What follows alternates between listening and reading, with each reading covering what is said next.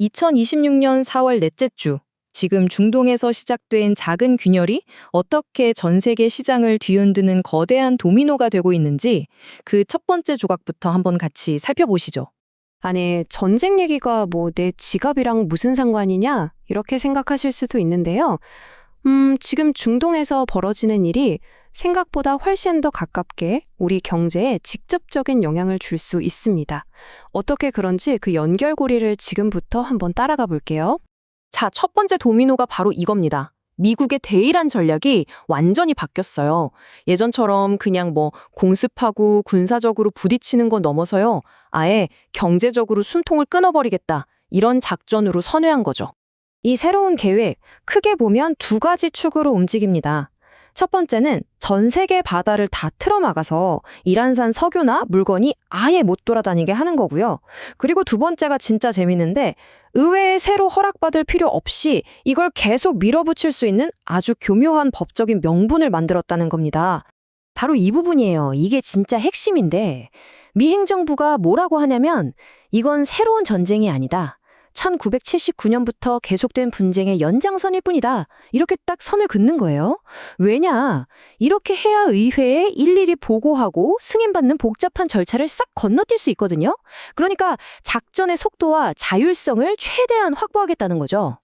그런데 말이죠. 이 전략이 과연 이란 하나만 보고 하는 걸까요?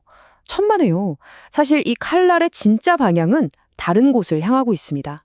바로 또 다른 초강대국 중국이죠. 자, 이걸 보시면 그림이 명확해져요. 겉으로 보기엔 이란을 제재합니다. 이거지만 실제로는 누구한테 가장 큰 타격이 갈까요? 그렇죠. 바로 이란산 원유를 가장 많이 사가는 최대 고객인 중국입니다. 결국 중국의 에너지 안보를 직접적으로 겨냥하는 셈이죠. 그래서 미국이 이제는 아예 대놓고 이란 기름 실어 나르는 중국 회사들, 유조선들 하나하나 콕 집어서 제재 명단에 올리고 있어요.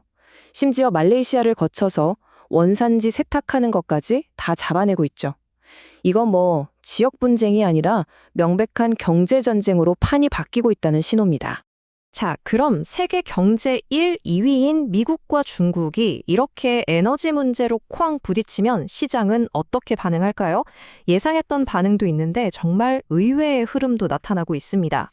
일단 가장 먼저 그리고 가장 뻔하게 반응하는 곳, 바로 에너지 시장이죠. 공급이 막히니까 유가는 당연히 오르겠죠. 지금 분위기로는 배럴당 100달러는 그냥 넘어설 수도 있다. 이런 전망까지 나오고 있습니다. 우리 주유비, 난방비 다 비상인 거죠. 그런데 진짜 재밌는 건 지금부터예요. 이렇게 전 세계가 인플레이션 걱정하고 있는데 돈이 엉뚱한 곳으로 몰리고 있다는 겁니다. 바로 비트코인 현물 ETF. 지정학적 리스크가 이렇게 커지는데도 일주일에 거의 1조 원에 가까운 돈이 여기로 막 쏟아져 들어오고 있어요. 정말 신기한 현상이죠? 근데 또 암호화폐 시장이라고 다 같은 분위기는 아니에요. 자세히 뜯어보면 완전히 두 개로 쪼개져 있습니다.